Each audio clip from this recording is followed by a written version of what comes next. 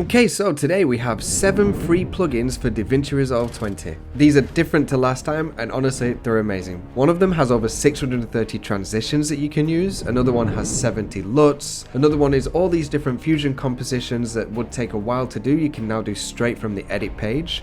We've got a paper animator, we've got overlays like smoke, film, lens flares, fire, graphics, titles, lower thirds, social templates, and then there's another subtitling software that is all for free. So let's get started. So the first one I'm going to show you is the GR44 free demo pack, and the link is in the description. If you come to this page, you can just click the seamless transitions for DaVinci Resolve, put in any price that you want from 0 to 1,000,000, and then add to cart. Once you put in your email, it might come up with a little glitch where it says server not found, but I still got the email, so just wait a few minutes and see if it comes through after that. When I was extracting this, I had to put it at my root folder because some of the names were too long to go in the downloads folder, so just find somewhere where you can extract it without it stopping the process. Now for me, this is the timeline that I've got set up where I want to use these transitions. I'm just going to find the timeline in the media pool, just check my settings. It is at 60 frame rates. So when you've downloaded it, it gives you a bunch of different options for different frame rates. So there's 23, 24, all the way up to 60. So I'm going to use the 60 one, and then you're going to have to open a new project DRP file. Okay, and then it's going to open up the project, and we're going to have all of the different ones that you can use on the left-hand side. It comes with videos for the examples. So you're going to want to right-click on it, relink clips for selected bin, and then just go back to your folder, select folder, and it will grab all the video clips. This is just so you can preview things before you decide to use them. And now that we've done that, we can see how everything would look on the highlight preview. So if you have a slower computer, I'd recommend just finding the sort of type that you want. So if you want zoom, you'd come over to the zoom, Control C to copy it over. But if you have a faster computer or you just want to get everything in your project, you can just copy the whole master folder, go back to your project, and then in your stock folder, just Control V, and it will copy all of the transitions over to your main project. Now we have it in our project, you can come here and you can see all the different categories that we have for these transitions, and then how many each one has inside it. Every single one of them has all the different directions that you could use as well, and you can hover over and you can see what it is actually doing.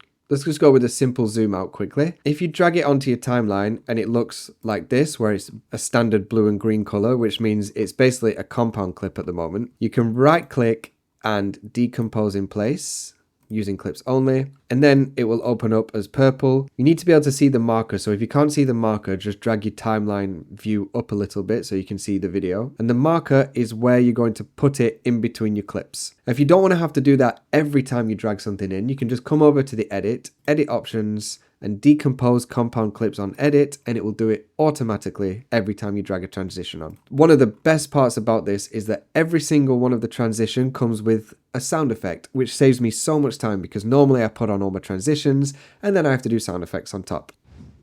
Like I said, there is hundreds of transitions to choose from. We have the basic zooms. We have some that are way more animated if you ever want to use that kind of stuff. We have film transitions, lens flare transitions, normal panning, some weird perspective style transitions. It has some 3D styles as well, so you've got the 3D text in a box wrap and things like that. It's not just transitions, it's also got some motion 3D as well. Slight camera shaking, which you can drag over the top. Obviously you'd have to zoom in your footage to avoid the black bars.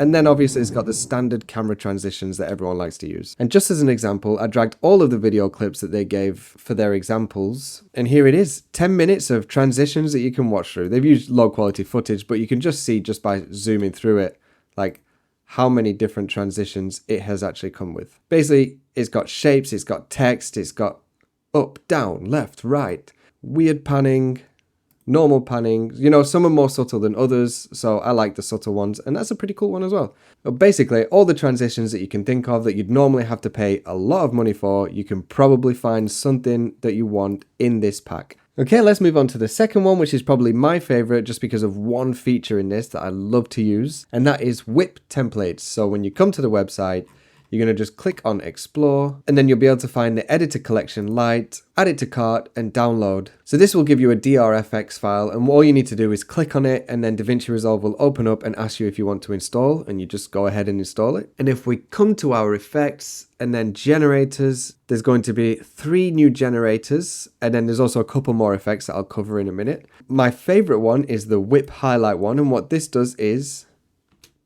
it will highlight a portion of your screen, zoom it into the center, and fade out and blur everything behind it, and then send it back. This is amazing when you want to highlight stuff, especially for a tutorial. So how you use this is you just drag the Wipp highlight over the top of your footage, and we can see now it starts like this, where it just shows you what it's doing because we've got our preview mode on. An easy way to choose what we want to highlight is turn on the fusion overlay, and then let's just zoom in, and you can see the handles. So we'll just move this there. There we go. We've got the part we want to highlight. And if you click preview mode off, then it's going to highlight it there. And you can also change where the end point is as well. So if we move that X there, and then it will still start from the same position, but it's going to go down to the corner. Just going to undo that. So there's a lot more stuff you can do here as well. So we've obviously got the in and out animations, so you can turn off either one of them if you wanted to. You've got the animation length, so if we wanted this to be slower, we could put it to 2. And the animation offset is just adding a bit of extra time before the animation starts. Slower animation. You've got curves, which you can do. I like to just leave easing on. And then window 1 is just a different way of choosing how it starts. And then size and center is just how big it is at the end. So we could make it fill the screen if we wanted to. And obviously you would want to add motion blur, but do this at the end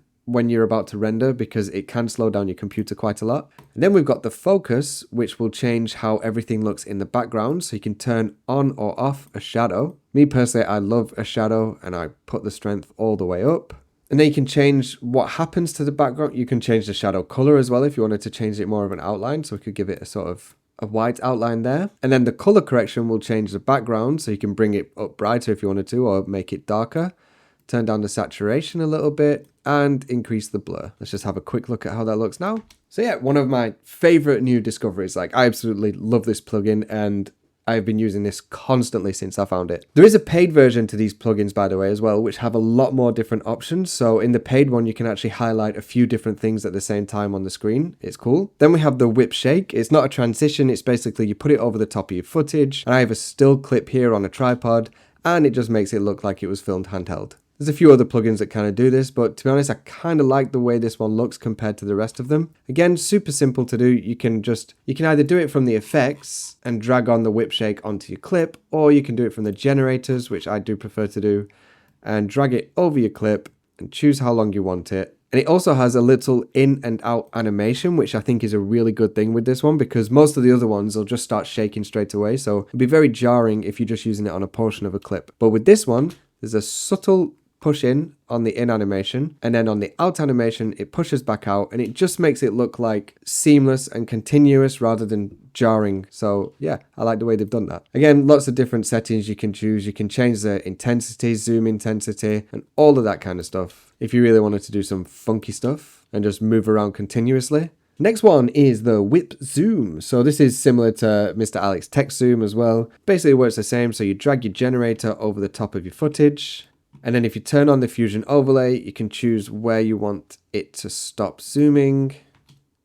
I think that's too much, so I'm just going to end size a bit less. And you have motion blur as well that you can put on. I'm just going to put this all the way to the end of the clip, because one cool thing about this generator is it has a continued zoom setting. So if I just pump that up a little bit, it's going to do the initial zoom in, which I want to be much less. And then with the continued zoom, it's going to slowly zoom in over the rest of the clip, which I think is a really cool addition to this one. And there is a continuous zoom setting where you don't have an in and out, and it's literally just a continued zoom. And I love this one because this saves me a lot of time, because normally I would use a dynamic zoom like this, and then I'd have to come to the dynamic zoom overlay, and I'd have to guess where to start the zoom to make sure it's the right speed that I wanted. And it can just take a while, or it's not perfect. But with this one, I can just come over to continuous, come over to the last frame, choose where I want it to end. Let's say about there. Change the pivot as well, so it zooms in more on his face rather than the center. And then all the way through, we get a nice slow zoom, properly controlled to where we want. So that Just for the continued zoom alone, this is definitely worth the free download. Next one is the Wipp Grid, and that is pretty self-explanatory. It creates grids out of your footage. So here I had a 3-person podcast and I just used the effect on here, but I'll show you how to do it. So once you've got your footage edited, synced up, cut down to the way you want it, and you want to show all the people at once, you can have 3, 4, 5, 6, 2, doesn't matter. Just come to your footage, highlight it, new fusion clip, and then you're going to go to the effects and drag the Wipp Grid over the top. And the first setting is obviously a 2-person one, but because I have 3 people, I'm going to go to the number of inputs and put 3. And you also have different grid layouts to choose from, so you can just go through them. You can have it like that. You know, different styles for depending on the number of people that you've got going on. Or you can have up to 4 inputs on the free version. The paid version, you can have up to like 8, I think it was. Then we have the reframe, so you can choose your media size. So I'd want that to be smaller just so I can see it better. I'd want this one to position down and to the left a bit just so it's more center. And you also have patch, so you can choose which video is going into which of the grids. And then style, if you want to add a shadow or an outline or change the background color. You could put none so you can have an image underneath. I'm just going to use that as a poor example just to show you that it is transparent, which is pretty cool as well. So you can make your own background. And yeah, again, in the paid version, there's more options and you can actually animate these on as well, which is awesome. And the last one that you get for free on this is the Wipp Pan transition, which everyone loves and everyone overuses. It's just a nice little extra, and you have some nice controls with it as well. So you can choose how much it's going to whip in between. You can also change the direction as well, all in one, rather than having 5 different ones for the same thing. The quality, the shutter angle. I mean, it is actually a really nice pan transition, so I don't know how he's done it, but he's done it really well. Okay, our next one is Color Grading Central, and they have 70 free LUTs that you can use on your footage today. So just go to the website, download it, and then when you've downloaded it, you're going to come into your project, File, Project Settings, come to Color Management, and then here you can just see Open LUT folder. So you'd open this, and then once you've got it open, drag in these new LUTs into this folder. Don't drag them in without the parent folder or they'll just be lost in with all your other LUTs. So just drag the parent folder in, call it whatever you want, and then you should be able to find it in your color page. Let's have a look. Yeah, and then we have the 70 CGC LUTs here in the color page. Okay, so it comes with a bunch of film emulation LUTs as well. You have different looks of different film cameras. You got some log footage to Rec 709. I can't show that on my footage because mine is always shot in Vlog and it's the one that they don't have. But if you're using Canon, Blackmagic, Alexa, Cinelight D, it has all of them for you. And then you've got the standard look LUTs that you want to use at the end of your footage. So I've got my color corrected footage here. I'm just going to try one of these, see which one. Okay, I like the look of that one. I'm going to add this onto my node. But what you want to do with mostly every single LUT pack you ever get is come over to the key tab down here and drag the key output back down to 0 because you're going to push it up slightly until you get the look that you want and it's not too overdone. Because if we go to the top, you can just see that's got way too much stuff pushed into it. So we're going to drag it back down around there. So we got before, after. Yeah, I'm actually pretty happy with that LUT. I wish I had this when I was editing this in the past. Once you got the LUT on, you might want to do some pre-adjustments. Like I might think, okay, it's a little bit too dark. So I'd go back to the node before from the color corrections and just boost it again. You want to do it on the node before because the LUT is going to compress things. So if you do it afterwards, you've already lost that stuff. So I'm just going to test it on another clip from the same short that I was doing. So I'm just going to go back to the bleach LUT. Again, you can see that's way overdone, but I'm going to drag it on anyway. Come down to the key output. And then just drag it to where I want it. Oh, nice. I actually really like that LUT, so I'm glad I found that one. All right, we got this nice shot of a lady walking down the forest. Let's try one of the film emulations. I think that one could be good with a lot less output on it. Let's drag it all the way down. So before, after. Yeah, you can see the difference. When it's full, it's way too overdone. But when it's down, it actually adds like a nice bit of contrast, makes the greens more deeper, and that is actually really nice in the end. You got the standard teal and orange one as well. If we played with that, that could be nice. Oh, I like that one. Let's have a look. This one's called Wonder Woman. I'll just bring it down a little bit so it's a bit more natural. Before, after.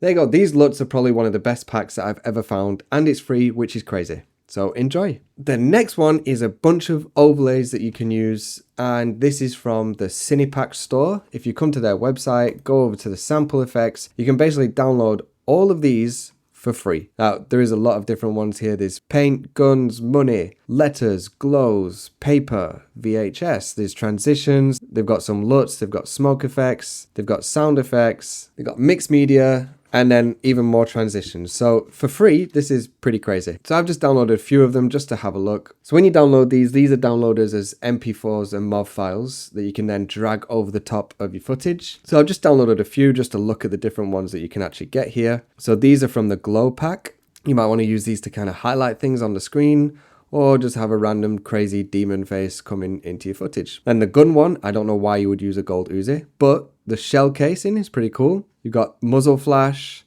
then we've also got a glass bullet hole, which was very poorly done by me, but I hope you enjoyed it. The smoke one was one of the ones I was most impressed by, because this came with so many different smoke videos, as you can see. So when you drag this over the top of your footage, you're going to want to come onto the composite, go to screen, just so you can see it, and then just play with the opacity until you're happy with it. It will make your footage a little bit brighter, so you'll have to play with the color afterwards. Like I said, this is just a test. I wouldn't use it like this, but it's just to show you what it can look like over footage. It comes with things like cigarette smoke. So this one I found looked really realistic. Like it looks like it was filmed in the footage. So that's probably a better example than my last one. But anyway, there is tons that you can download. Paint splatter ones, so different transitions. You got fire transitions. Let's give one a try.